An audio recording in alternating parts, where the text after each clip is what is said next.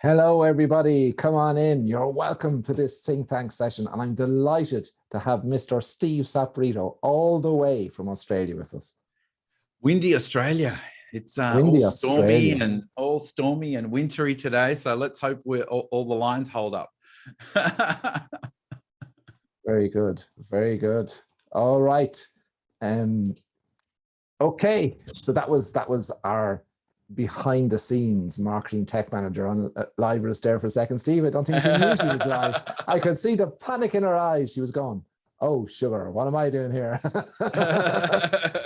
That's all right, Sina. You're all right. You're all right. We know you're there. So they're still coming in, Steve. So what normally happens, Steve, we get about, we had a couple of hundred people who registered to come to the webinar live. A lot of people, life gets in the way and they turn up later, but we always have the recording for them anyway, Steve. So we'll have that and we'll be posting it into our group and all that.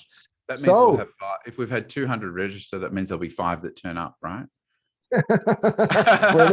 We're a little bit ahead of that. We're a little bit ahead of that. I think there's 66 souls with us right now. So you're all very welcome. You're all very welcome. Now you're making me nervous.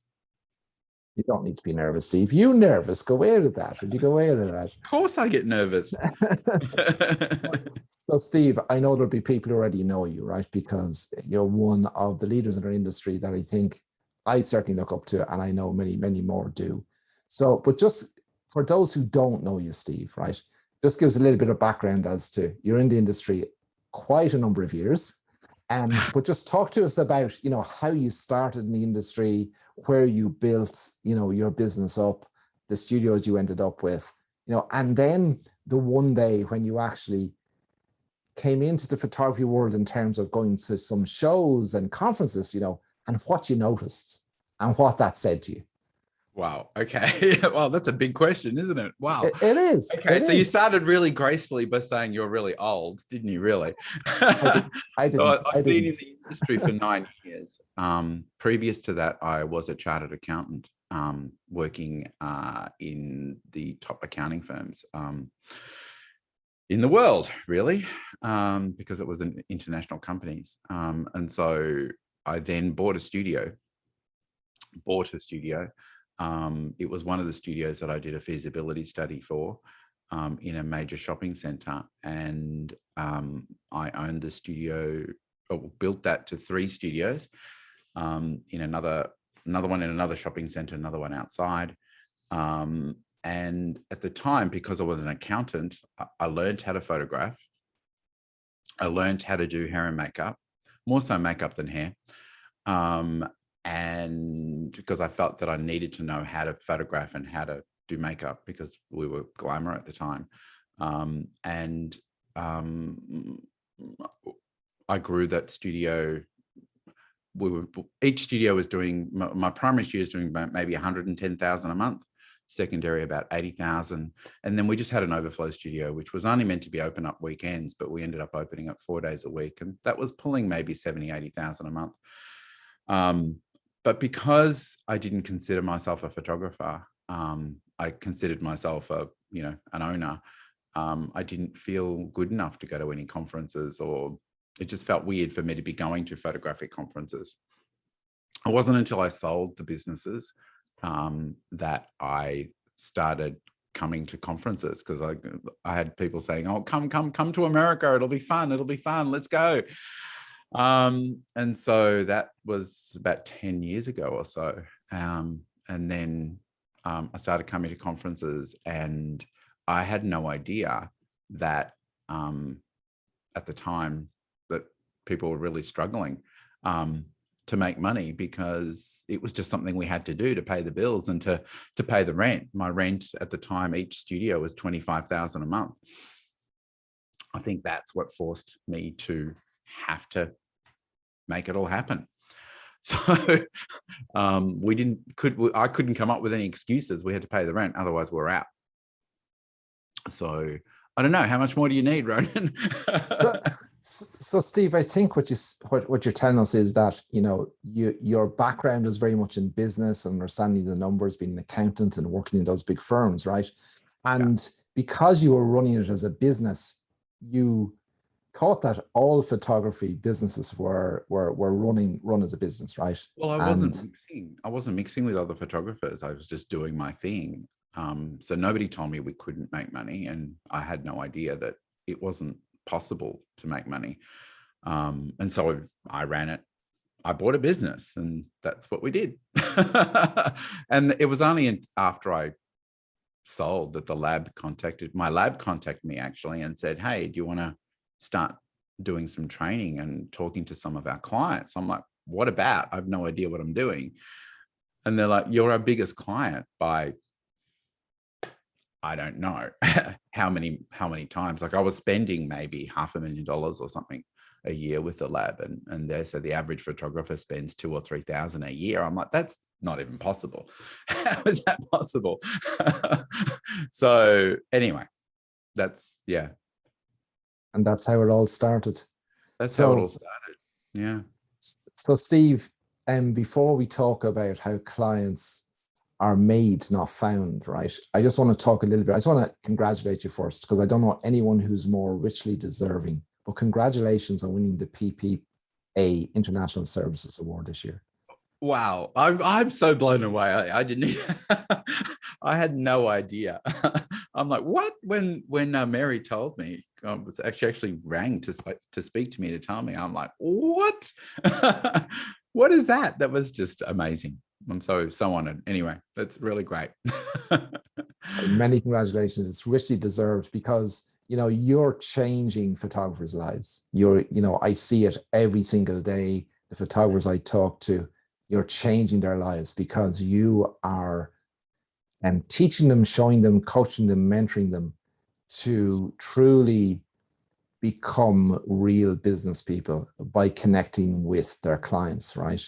And putting their clients first. And I think that's probably the undertone to clients are made, not found. Can you just talk to us that a little bit about how your approach is different, and how you saw this not happening in our industry and you went, oh my gosh, I have got to make this my mission to change this. I've got to make this my mission to change it. Well, when I was going to the conferences, I was sitting there thinking, what? How can you run a business when your business isn't client focused and your business isn't anything about connecting with clients? Maybe I'm old fashioned, but I think that the biggest part of our business is our clients. And it seems to be the one thing that nobody is teaching, how to relate to clients and how clients think, what clients actually want from our industry. And it was just astonishing to me to sit there and listen. I had to walk out so many times out of so many talks, because I'm like, I just can't listen to this. It's just some of what was being taught to me sounded insane.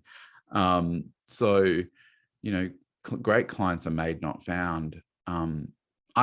It's taken me a while to realize this. And it's only because I'm working with so many photographers who have had clients before, and now now they're changing what they're doing. And they're getting referrals from other photographers who, the common thing is, oh, I've got a referral from another client, from another photographer. They've been their photographer for so many years and they want to be photographed in my city, not in their city. So I've got a referral. Every year they come and they spend $400 and they get a disc of photos. And so I've been told that's what they're going to want. So don't worry about it. And then because they go through the experience that I'm teaching, and that we've changed the experience and we've changed the possibility of what is being offered, those people are now spending $8,000-$10,000 on artwork, and absolutely loving it. And these are clients that previously they believed, and it may be clients that they've worked with previously before. And don't get me wrong, there are some clients previously that don't connect with this, and that were there just to spend as little money as possible. But they're the clients to some degree that were never our clients to start with, because, you know, they want it all for nothing. And we all have some of those clients that we've let through. But there's lots of clients in there that, given the choice and given the preference, if we take them through a great experience, and allow them to purchase from us, want to buy artwork, want to celebrate their relationships. And so I think the difference is, really, rather than focusing on photographing an object, it's about helping people celebrate who they are, helping people celebrate their relationships, helping people feel like that person looking at them in the mirror is valuable enough to be photographed. And I think that's the biggest issue we have, is helping people believe that they are worthy and they are valuable enough to be photographed professionally and to be celebrated. I think the biggest issue in our society right now is that people don't feel connected. They don't feel connected to themselves. They don't feel connected to their families. We're the most socially connected generation through social media, but the loneliest. And right now, suicide rates are not even being reported to the level that they are. And right now, our industry is so needed, and we so need to focus on people and helping people feel valuable enough just to be around, because it's just insane right now. And so it's more than just photographing somebody. It's actually helping people feel valuable. And I think that's where this great clients are made, not found comes from, in that they may have even been a client for many years. Only we believe that they only wanted the minimum, but given the opportunity and allowing them to celebrate who they are, and for us to help them discover what's important to them, is a mind shift change. And the letters that people are getting, the thank you cards people are getting, even from clients that have been with them for years and years and years, have been just incredible, because there's a shift in focus away from posing and lighting, scenery, backgrounds, hiring the helicopter to you know, photograph them on a mountain, to me, the person. So Steve, what you're saying, right, and what I'm hearing, what I hear all the time from you, suggests to me that this is a major mindset shift that many photographers in our industry have to make, right? Because often It shouldn't be. It shouldn't be, but it is, because often we see, right, I'm an artist, why don't they appreciate my work? And we see, if I build it, they will come. You know, all those fundamental mistakes that are made, rather than making their client the hero and focusing on their client. Talk to us about, like, if I'm the previous photographer, right, and I haven't yet, because often it's when we're not aware, you know, we don't know what we don't know. No. So when you come across a photographer who needs to reevaluate what's important and make their client the hero, what does that process look like? Like, how do you go about changing? Because so many photographers, you know, the industry, you see it everywhere, not just photographers, but the trade and everything that surrounds it, that they're wired to be the opposite of what they need to be, right? How do you bring somebody through the process of that change? Well, it's not for everyone, to start with. Okay. So what I'm looking for is for people who actually do care about people, and who want to care. So when I get a phone call and somebody says to me, I'll sell, I don't you worry, I'd sell my own grandmother if I had to. And it's all about, you know, teach me sales tricks. They're not my client. And they're not the people that I really want to work with. I want to work with people who pretty much say to me, look, something's missing and I don't know what it is. And it's because they really do care about people. I can't make somebody care. And then when I have somebody that does care, then teaching them about people, teaching them about the mindset of people. And I think the first shift for a lot of people, and I think a lot of the relief that a lot of people get from what I teach is that it's not about your work, and it's not about clients valuing your work or them not valuing your work as to why they're not buying. Nobody's spending money on you. And I think this is the biggest thing that most photographers don't understand. Oh, a lot of any industry, it's within any industry, not just photography. They're not spending money on you. When I go out to spend money, and particularly if I'm spending money on my kids, I'm spending money on me. And I'm spending money on my family. And I'm spending money because sometimes I feel guilty about how much I'm working and how much time I'm taking away. And I'm trying to restore some balance. And I think too much is put on, that they don't value my work, they don't value me. It's not about your work. It's about how much do they value themselves and how much do they value their family. And when we have the conversations that I teach, we're helping people value themselves so much more. So then that way, when they come to present themselves to be photographed, we have created our creative wand needs to be waved well before we pick up the camera. We need to create that perfect, or nothing's ever perfect, so let's go back. We need to create the best version of that person, the best version of that family, that we need to help people fall in love again with their family, with themselves, and have a voice again before we pick up the camera, because then all of those emotions, all of that value is represented within the photography that we take at that time, because we were the person with that magic wand that made them feel like a real family again, made them feel like somebody saw them. And for a lot of people, because of what we do, it's the first time they've heard "I love you" in their entire relationship. And for some, it's been a really long time. So helping people hear "I see you, I value you, I love you" before we pick up the camera changes everything. And then the artwork has that emotion anchored into it. Who wouldn't want to be surrounded by that reminder that somebody cares?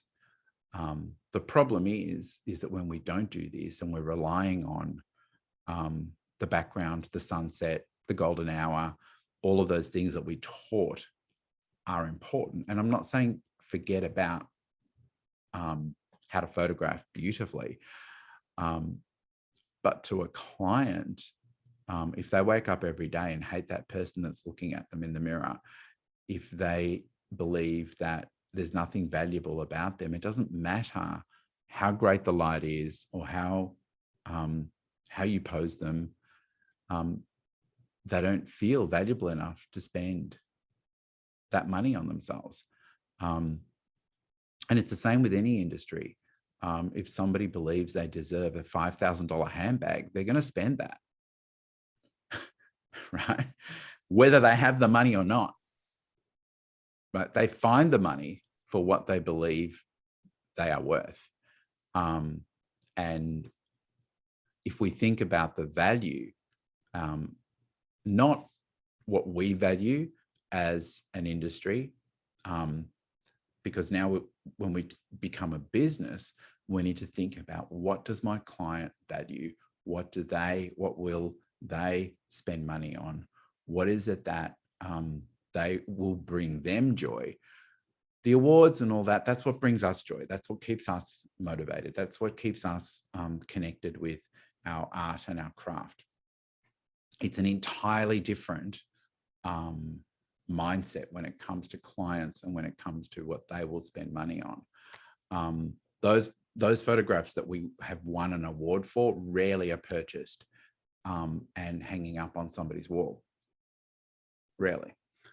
It's all this other stuff that makes clients feel good, they'll spend money on emotion. Oh, Steve, so let's say I'm all on board, right? And I realize that you're absolutely right. I need to make my client a hero, right? So I've started a process of changing my mindset as a photographer. You mentioned a lot about, changing clients' relationships. And I know you've talked before about the number of couples that have reached out to you and said, you saved our marriage, Yeah. or, you know, um, but how do you actually get there? Like do you I have to spend a lot of time on the phone talking to clients? Is that the process? And how do you it's uncomfortable for a lot of us to talk to a complete stranger, right? And sort of get them to open up to us. What's the approach to that? It's actually easier to get somebody to open up to us that is a complete stranger than it is to get somebody that we believe we know really well, because we have a history with that person that we know really well. And it's hard for them to tell us what they're feeling, because they've been putting a front on and been wearing a mask for most of the time that you've known them. So it's actually easier to work with a complete stranger than it is to work with a complete stranger, with somebody that you know. As far as the phone goes, my KPI for the phone is we should be taking no more than 15 minutes for a phone call. And because what we talk about, people love talking about themselves, and they don't get that opportunity very often because most people are over it. Their friends are over it, their family's over it, and nobody cares enough to ask any questions that are truly deep, I suppose. We all tend to ask superficial checkout chick, type questions. Hi, how you going? And they don't even look at you, and they've already turned away before you've had a chance to answer. And a lot of the questions when a lot of people come to me ask are that superficial, meaningless type questions that don't lead anywhere. And to be quite honest, make that person at the other end of the phone really uncomfortable. Questions like, how do you want to be photographed? Well, in most cases, most people are already told us that they don't like being photographed. Or how do you want to look in the photographs? Or how did you meet? All these questions that everybody else asks are not going to make you stand out. And in most cases, they're very difficult for a client to answer. So finding the right questions, understanding the people that you're talking, taking the time to understand your clients is a huge thing. And it's the biggest stick I bear, that I have to beat people with all the time, in that we need to really think about our clients and really understand who they are, what do they truly want from us, and how can we help them. And I don't really understand why people struggle with caring enough to find out. I don't know if I've answered your question. You might have to ask it again. No, I think you have, but there's so much in this because, for a lot of people who are with us here live, they probably may not have heard this before, right? So what you're telling us is, because we all hear like put your client first and you have to be focused on your client and the client's the hero, right? But you're explaining to us that it's much deeper than that, right? It's you've got to get to understand your client and know that every client is different and every relationship may be slightly different. Yeah. And but our job is to discover who those important relationships are, who are they with, Yeah. and how does that client see those in everyday life, right? Yeah. And it's about listening. And I think this is the biggest problem that most of the people who come to me have. We haven't been trained to listen, and we haven't been trained what to listen for. And for some reason, I need to train people how to be human. Like, it feels like I'm training humanity back into human beings, in that caring about people, listening to people. It's all about listening. And for some reason, people are constantly at me. I need a script. I need a script. I need a script. Well, honey, unless you've mailed them the script before you start, nobody's going to follow a script. And if you do, then what is the quality of that conversation? So it's, I suppose a lot of people aren't used to being trained the fundamental mindset, and relying on the fact that we have the instinct to know. Once we begin to become aware of what's important and the mindset that we need to come at this with, then everything just falls into place. But it's almost like understanding your purpose. So, understanding the purpose of a phone call, understanding a client's purpose, understanding what the clients value the most, understanding why they buy, understanding what this person needs to make a decision, are those fundamental mindsets that you need to understand, rather than it being a 500 checklist on each one of those things that you have to tick off. And the problem is that a lot of people start making this checklist, and they're not listening to that other person on the other end of the phone, because their self-talk is coming up with the next line, or they've written themselves a script. And so they're rehearsing that line before they've delivered it while the client's talking, and they've never heard and they never get to hear all of those things. So I get the privilege sometimes of listening to the recordings of these phone calls. And the clients are just screaming and telling you exactly what they want. They're telling you what they want to buy, but because of your self-talk, you haven't heard it. And we're hearing stuff that the clients have never said, because our internal dialogue is so loud, and our beliefs that they only want files, they only, it's all about the money, they don't want to spend money. All of those beliefs are coming out of our head, not out of the clients' mouths, but we believe the clients have said stuff that they've never said. And so it's our interpretation of what the clients are saying that is our reality, but it's never really the true reality. We just need to stop and listen and give them the opportunity to express what they want. And again, I don't think I've answered your question. Well, you have, Steve, but I'm curious about this, right? Because I see so many photographers, right? And every set of clients that come in, they go through the same set of poses and the same, it's the same, and then they expect a big investment, even though everyone is the same, because it's all about the photographer, and we're coming in and we're lighting it this way, and you do this pose and do this and do that, right? And do the merry dance, as we might like to say. But what you're saying to us, I think, is that every client is different, and therefore what you need to capture those special relationships, that'll be different possibly for every client. Is that what you're suggesting? Yes and no. Okay. In that, when you start doing this, you'll see each person differently. So yes, it will change the way you photograph, because the way you photograph your best friend, because you believe you know them, usually will be very different to how you photograph a complete stranger. And what we're trying to do is create best friends out of everybody, and a deeper understanding. So organically, you will change the way you photograph somebody, because you're now aware of what's important to them. You're now aware of the fact that, when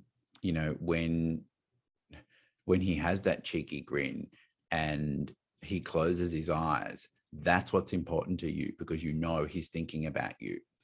as he reaches for your hand, that moment just before he reaches your hand, touches your hand, that's the most important part to you. And because your awareness of what's important now to the client changes, what you photograph changes too. But in saying that, the same pose and the same lighting will mean something completely different. And what a client sees in that exact photograph that you've taken for the last 500 clients will mean something different to each client, because now they have a different emotion to attach to that photograph, and their focal points and what that means and the story behind that changes according to, you know, what those clients are feeling at the time. I mean, we've all had that client who has had an argument on the way into the studio, right? And those photographs that we would have won a category for, right? The client just won't put on their wall because it has a history of arguing somebody, you know, their partner being a complete, I can't say the word because we've got lots of people listening, and they're attaching those emotions to those photographs.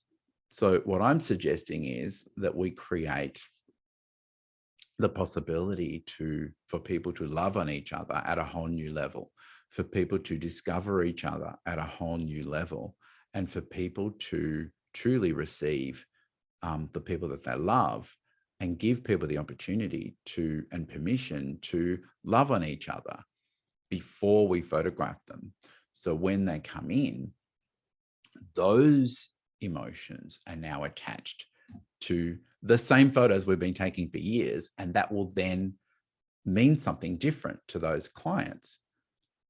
But there is a current that you won't help but be swept away with, in that because you've discovered them and because you now understand what is meaningful to them, it will change the way you photograph somebody because you know what's important to them. So it's sort of like I'm saying yes, but no, but no, but yes. And I don't know. Just let it happen. I hear you. But I mean, people's perception of this, you know, people will look at a piece of art, or people will look at what's happening in a room, and everybody will have a different interpretation of exactly what's being presented at them. And it's the same with our photography. We could be taking the same photo for every person, and their interpretation of what you've done will be completely different. And so what we're doing is we're taking the steering wheel, and we are now steering people towards the joy that they have in their lives, what they have to celebrate, and helping them see that the interpretation of that is towards the positive rather than towards the negative, or worse still, turning up with zero emotion. And that's pretty much what a lot of people are having to deal with, that, you know, the guy that's been forced to turn up and, you know, he's missing his footy with his mates, and he's there believing that nobody cares whether he turns up or not, because nobody's contacted him, and he hasn't really participated in any family activity. And for most of his, you know, the teenagers' lives, it's been talk to the hand, dad. And so doesn't really feel valued in that space. So it's about turning that around and making him feel as though somebody does want him there, and somebody does care enough. And this is where, you know, people then will spend the money, and we then begin to help people reconnect with their families, reconnect with their children, give them permission to play again, helping, you know, even challenging people to go on a date night, or to create a picnic in their lounge room, or whatever it is that, you know, you want to help people do. So Steve, we need to go back on this a little bit, right? Because for as long as I'm in the industry, and I'm in it a long time, like like you said, you are as well. So we're similar time in the industry, right? But all I've heard by various experts, including the mighty Kodak, okay, is that the mother, the woman, is the keeper of the memories in the home, right? And you've just said you need to talk, if it's a family scenario, to dad. Is that Yep. what you just said? Yes. Yes. Why? Why do we need to talk to dad? Because Well, most people will tell us that I'm coming in with my partner or my husband, and as a partnership and as a partner, um, like our predisposition or our beliefs or not, he will influence what goes on that day. Will he make their lives hell leading into this because he doesn't want to be there? Will he make their lives hell after the decision's made because he wasn't consulted and he doesn't believe that anybody should spend $2,000 or $5,000 or $3,000 or $500 on photography? So if they're coming in with their partners or they have a partner at home, even if they tell you that they will make the decision, there's an unsaid agreement, or sometimes it's totally open, that yes, you can make decisions at this level, to this level. But then beyond that, we need, some sort of consensus. And this isn't about one person. This is about a family. This is about making children believe that he also cares and that he had a say, and that we are now trying to understand what he loves about his children, and for him to then explain to us, and for him to feel included and feel embraced by this entire experience, that we do care about how he sees his children. We do care about what he believes is unique about each one, so we can then be open to photographing that part of that child, that part of his wife, what he loves about his family, and it completely changes the dynamics of that family. And what we're finding is that when we do include the partners, it doesn't double the sale, it triples the average sales, because now they're making decisions together. Now everybody is rowing the boat in the same direction. Whereas what a lot of the industry is facing is that there's only one person rowing a boat and they're carrying the entire team. And then sometimes we also have that other person in the boat that's rowing, but they're rowing in the opposite direction. And so it becomes really hard for us to make progress with this specific client. So I think particularly even for wedding photographers, really bringing on board the partners, bringing on board the guys, and bringing on board the parents, making them feel included, because most vendors see a credit card or a checkbook, and that's all they see. But when we actually ask the parent, and I know this is foreign, these are all the workshops I need to walk out on because I can't cope with it. My daughter's now, 19, and, God forbid, she better not be getting married anytime soon. But when that time comes, of course I care. Of course, I'm going to have some emotions around that. Of course, I'm going to want to build my own memories of that. And if a photographer were to ring me and ask me what I love about my daughter, how does this man elevate her? What has he brought out in her that nobody else has brought out? It's going to now make me more aware of all of those things that I've got to look forward to. And it then places that photographer high in my mind of vendors that I want to spend money in, because he's the only one that saw me. He's the only one that cared to actually talk to me about what was important to me. He's the only one that has pretty much said, let me go out of my way for you. And my family is about to change forever. Why would I not want him to come and photograph my family now before it changes forever? And why would I not want to build my own album that I want? I don't want to see her new husband and his buddies in his undies in my album. Like, why would I want that? Like, I want to build an album that's important to me. Right? And again, I've Steve, steered it completely in another direction. I'm sorry. no. This is gold. This is gold, Steve. And I know you talk about, quite often, if we take the partner example, right, and let's say they have a son or a daughter, right, Yeah. and often if we just talk to the mum and we ask, about a relationship maybe that the son has with the dad, her perspective will be completely different to the relationship that dad sees with his son, right? Completely different.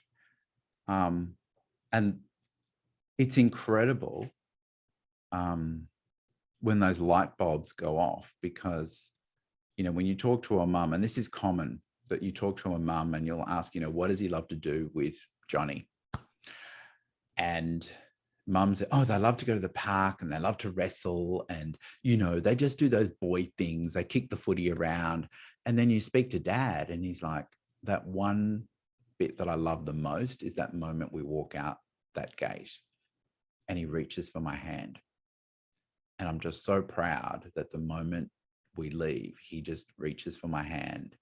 And that's my favorite part of walking to the park and being able to show him off almost to the whole street. And the fact that he reaches for my hand and finds security in that, that's what means the most to me. And for mum to then hear that, and for her to know that, in most cases, doesn't, until you've asked him the question, he hasn't even realized that. It's something that he feels, but because nobody's ever asked him and he's never had to articulate it, it hasn't embedded in his conscious mind.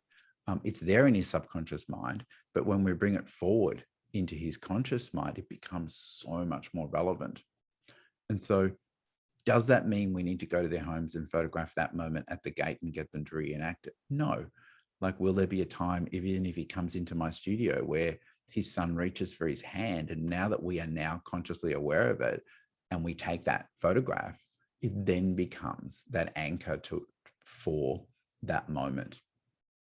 It's not about getting them to reenact their lives or going, because, the last time he said, I love you was, in the Bahamas. We don't have to fly to the Bahamas to get that, that photograph. It's about anchoring those emotions and for them to discover what's important to them. So for mum to then hear that, that's important for her to know. And it's important for him to know, because all this time in his head, he's taking his son to the park, and he's been told it's about kicking the footy and all of that sort of thing. But until somebody really digs in and bothers to ask the questions, he doesn't even realize consciously why that's important to him. And it's almost as if we're being given permission to savor a meal that has been curated. Every flavor has been curated for us, specifically for our taste buds. And we're then given permission to take our time and savor every flavor. And that's pretty much what these phone calls do, rather than treating every meal like fast food and shoving it down with the biggest shovel we possibly can, because that's what we tend to do in life, because we all believe we have no time. We're busy, busy, busy, busy. And busy has become the new currency for success. So the busier we make ourselves, the more successful we're told we are. Whereas in fact, true success is not being busy. true success is being able to savor every moment, and taking the time to do that. And as an industry, we can help people stop and savor, and experience something, not a moment, not a memory. I don't believe in photographing memories, like I was about to swear again. This whole, I capture memories. A memory is dead and gone. I think what we should be photographing is somebody's life, what's alive in people, celebrating something that will bring joy to them in the future, and create possibility for people. So it's got to be more than capturing something that's, gone. We want to be photographing something that is alive in somebody and helping that child hold on to those gifts that they've been given, rather than it just being a memory. What is it that you see in your child? What are those gifts that they've been given? How can we capture that so then that child can hold on to that confidence for as long as they possibly can, and wake up every day knowing that they can be confident, or that they are, they bring joy, or that they have happiness. That's what's important. And that way we can take our clients. Sorry. So Steve, that leads nicely into one of Debbie's questions, right? And Debbie's question, Steve, is around, so if we've to get all this information and find out all these relationships, right, does the photographer have to be the person who makes these calls? No, the person that is trained to do it properly is the person that needs to make the calls. And the photographer doesn't need to make the calls. I think that it would be awesome for the photographer at some point to connect with the clients, and to introduce himself, because as a photographer, we should want to know our subjects. We should want to have some sort of connection before we meet them. Does he need to make all the calls? No.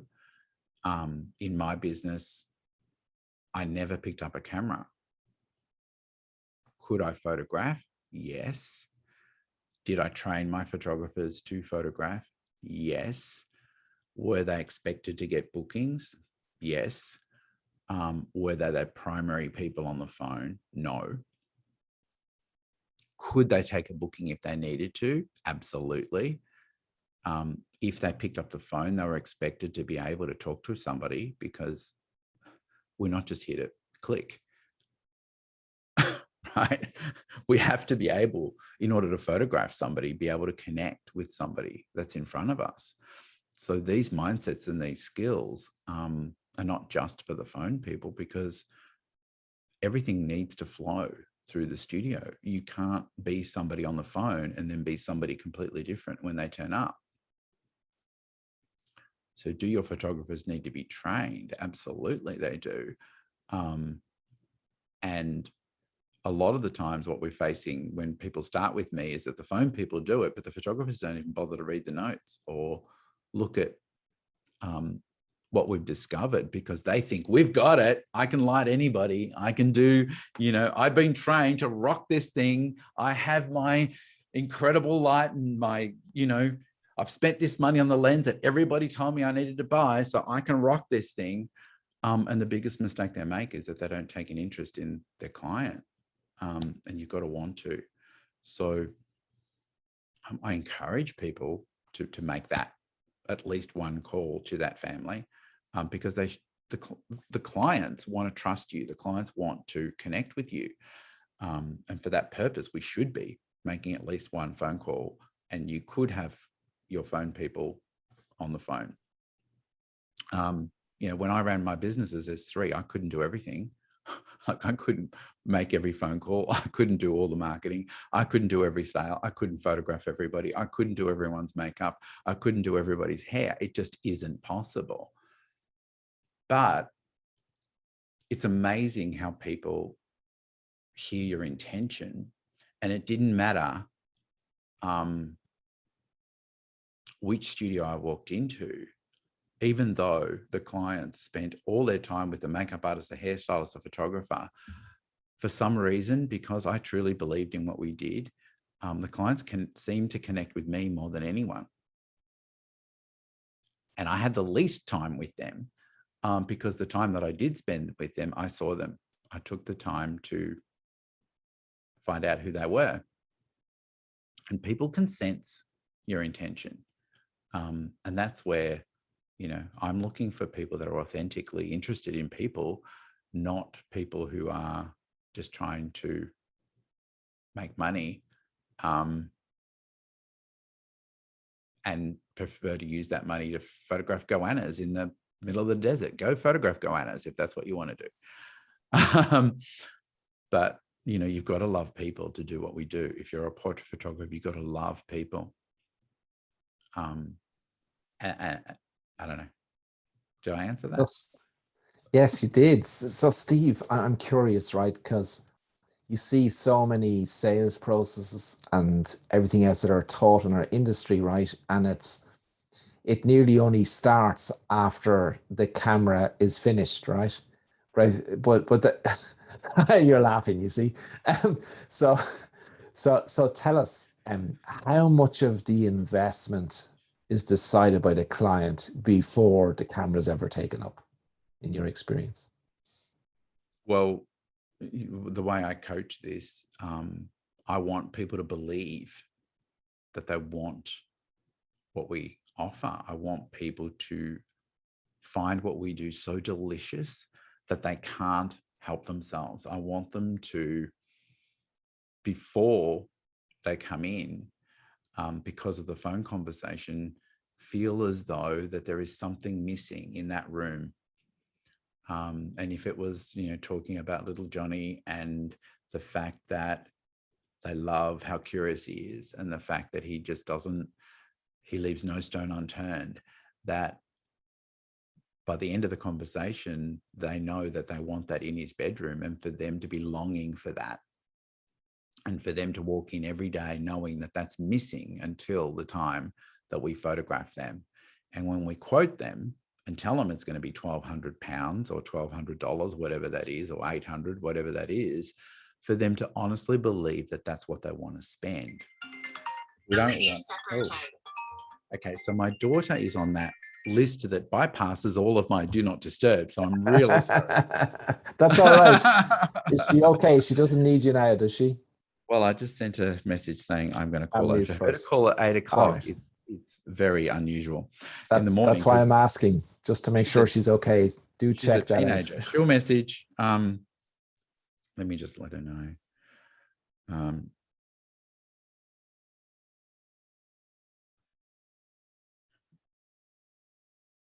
She's on her way. That's fine.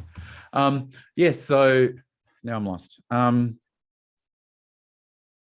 What was the question? So we were talking about how much of the investment is decided by the client before the camera is picked up, and you were explaining to us that, you know, yes, the people you teach, you know, you're already anchoring what's going to be displayed. So in the example of dad and the son, you know, you're already anchoring that relationship in wall art for, say, the son's room, which is separate from the family portrait or whatever. So what you've just said, Ronan, is part of the key, is that we need to stop talking about our work and our photography and a canvas or this incredible acrylic that we get from wherever it is. What people are buying is his curiosity and anchoring the emotion rather than my work to their home, right? They're not interested in your work. What they want to buy is what they see in their son, and that's what they want to display in their home. So then it becomes about the client. The client's the hero, not us, and what they want. So that then becomes believable. But when we go into that spiel, we're taught, you know, oh, you know, it's $800, but it's totally up to you. The average person spends, the minimum is, it all gets lost in all of this transactional talk rather than really focused on the fact that we're celebrating your son, and for him to wake up every day knowing that he has this gift, that you see this gift in him, and for him to be able to hold on to that because he's surrounded by that every day. How important is that? That's where the value is. That's where people don't feel as though they're spending money with you. And what we want is for people not to be spending money, but for people to feel like they have to reward you for what you've given them. It's important for us to give what's important to our clients before we can expect them to receive. Otherwise, we're always taking money off them. We're charging them, and we shouldn't feel like we're charging them. If a client feels like we've given them this incredible value, and trust me, they're not valuing all of those awards. What they're valuing is what you're giving their family. Once we've done that, then they don't feel as though they're spending with you. What they're feeling is that they're rewarding themselves and giving back to their children. And for that, those people that have said, I have no money, are suddenly spending $12,000 with you. I have no money. I can't afford it. Doesn't mean they don't have the money. I can't afford it usually means, because we've done this before, they come in saying, I can't afford it, I have no money. Then suddenly they've just spent $12,000, $15,000 with you, means that you haven't proven to me that I would want to allocate what I have to you. Because so far, all you've done is tell me about everything you value, but that means nothing to me, right? Show me something that I value so then I can allocate some of what I have to you.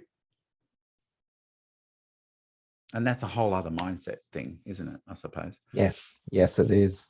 So Steve, the relationships that the clients, the photographers you teach to do this, and those who do it right, okay, or correctly, and it's a learning curve, right? But when I do master this with your help, right, and my clients want to display the relationships in their home, you're a great believer in the idea of collections. Now, not packages, but collections of images. Could you just talk to that for a moment?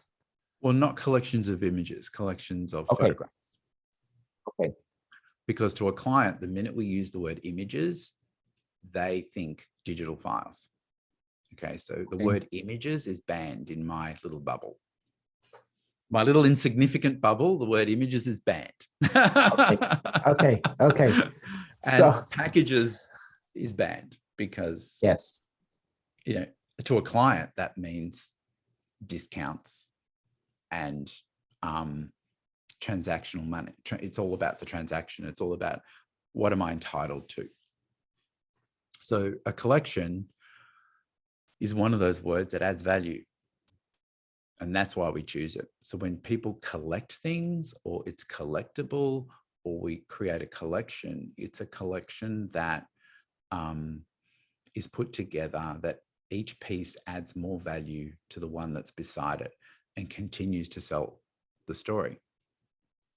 And for a client, it's an easier decision to put 4 or 5 photos together that mean something and that are relatable and complete the story. And it's a much stronger decision for them, even though it's going to cost more money, because they only have to give up one piece of real estate. So it might be going above their child's bed, and now they've used 5 photographs, and for them, they feel as though they've accomplished more than if we finding that one statement piece, because we force them to find one statement piece that they fall in love with. And they're like, well, that was, great, $800 for that. And how many photos do we have left? So psychologically, it's a bigger achievement, even if it's now a $1,500 decision, as opposed to an $800 decision, or maybe it's $2,000, whatever that is, because they feel though they've achieved something. And because we've now got 5 photographs that all tie in to tell that one story, it has a much stronger emotional sense, emotional value, because it's tied in what dad sees. It ties in what mum sees. It's brought in, maybe it's just the 2 hands together, and that's your key photograph. Because it now has so much meaning, the money doesn't matter. And to them, doesn't matter to them. And that's what's important.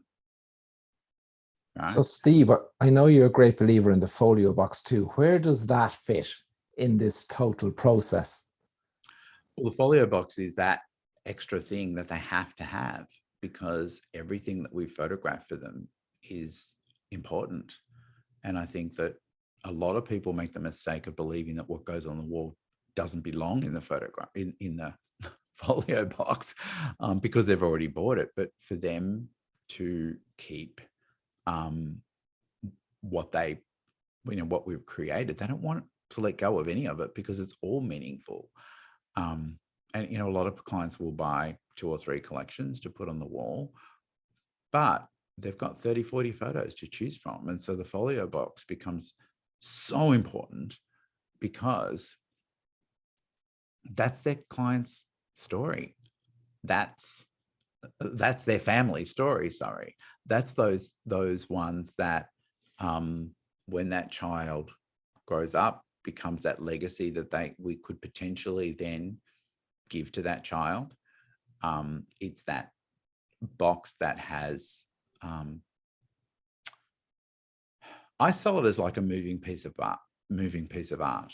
So because you've got that section on the top where we can showcase something, it's that something different.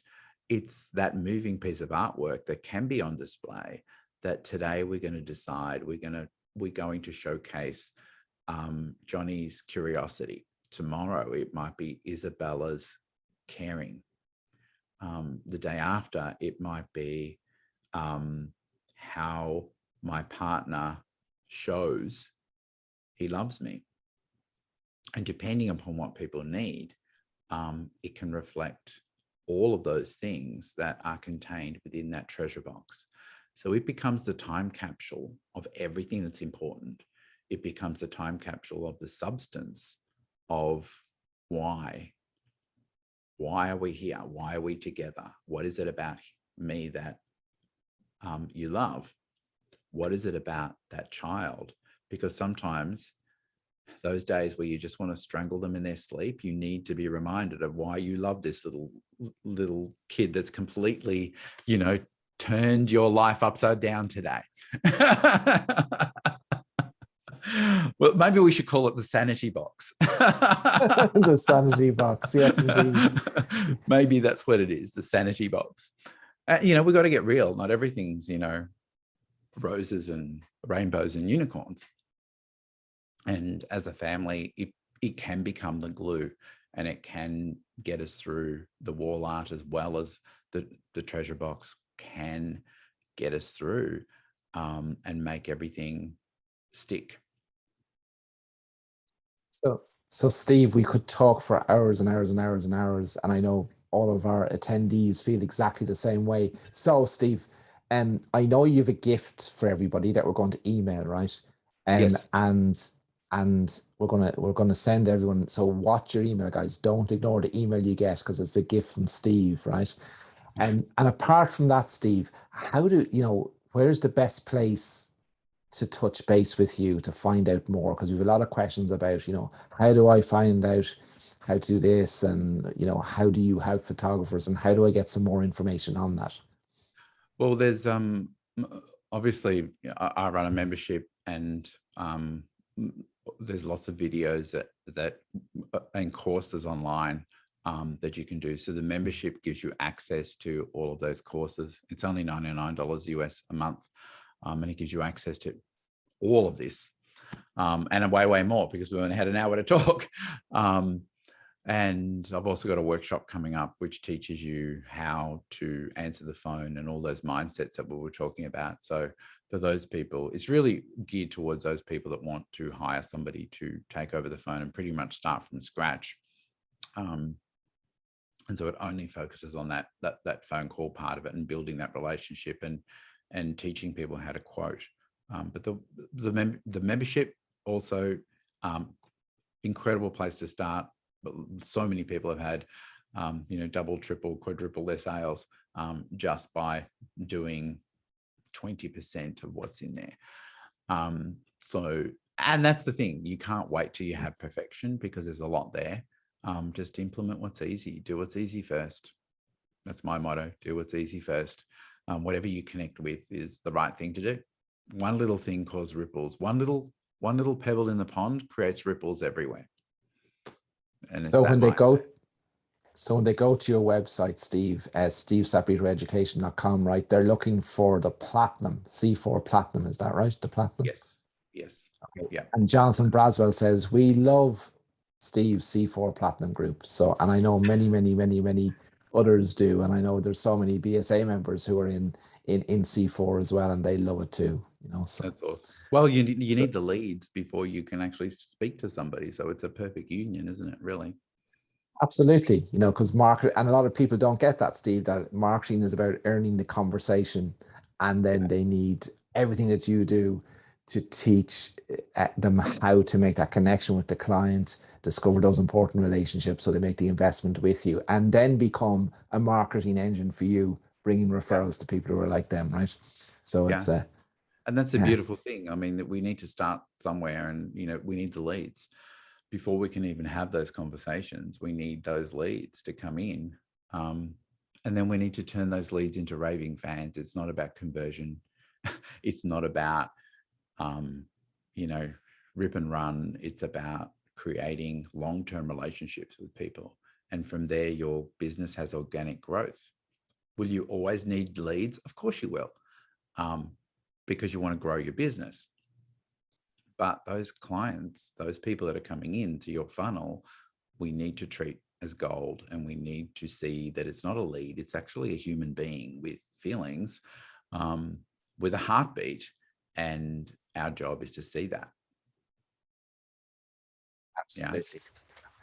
Steve, thank you so much for joining us. Every time we talk, and by the way, guys, we're on Clubhouse every Tuesday, right, Steve? Or Wednesday morning for you, but every Tuesday. Tomorrow morning. Tomorrow morning. Hopefully I'll have more internet success than I did this morning. I know we were both panicking big time because we lost internet up to 20 minutes before we went live. Steve had a storm blow through and woke up with no internet. And of course, Facebook is down and Messenger is down and WhatsApp is down, and we were having fun just connecting with each other. But Steve, thank you so much for joining us. I know you're an inspiration to everybody. Everybody, I encourage you strongly, connect with Steve. He is, on a mission. I call it a mindset coup. This industry of ours needs a mindset coup, and Steve is the leader to make that happen, because this stuff works. We've so many photographers that I know in BSA and 3XM who implement what Steve teaches, and it has changed their lives. It has changed their business because they've changed their clients' lives. So please connect with Steve. If you do nothing else, connect with Steve, join his group. And I'm sure, Steve, you'll be back to us someday again, and we can do this. You're making me blush, Ronan. You're making me blush. No. I can't believe people pay me to teach them what I think is common sense. Like, this is common sense, isn't it? Isn't this the right way to money? I was told about 30 years ago, Steve, by somebody who put me in charge of something. And I was a young whippersnapper at the time, and there was older people around, more experienced. I said, why not them? And he turned to me and said, Ronan, it's like this. Common sense was misnamed because it's not very common. Yeah. So. Yeah, my mother says that common sense is not common. Yes. So Benjamin's looking for your website again. Maybe I'll put it into the chat here, Steve, so that everyone has it. So it's stevesaporito.com, right? I hope SteveSaporitoEducation.com. Thank you. Just look behind me. There we go. But I'll put it in here anyway, so you guys can find it. And we'll put it in the email that goes out to you all as well. So don't panic, you will get it. All right. SaporitoEducation.com. Okay. All right. Thank you so much again, Steve. I can't believe it's over already. Like, really. I know, it just flew, didn't it? It was great. It was great. An hour. It feels like we've been on for 2 minutes. There we go. So thank you all for joining us tonight. Stay safe and healthy. Steve, thank you so much, because once we end this webinar, you're going to disappear and I can't even connect with you on Facebook straight after. No. But thank you again. We really appreciate it. Stay safe and healthy, everybody. Take care. Bye, everyone. Thank you. Bye for now. Bye-bye. Bye.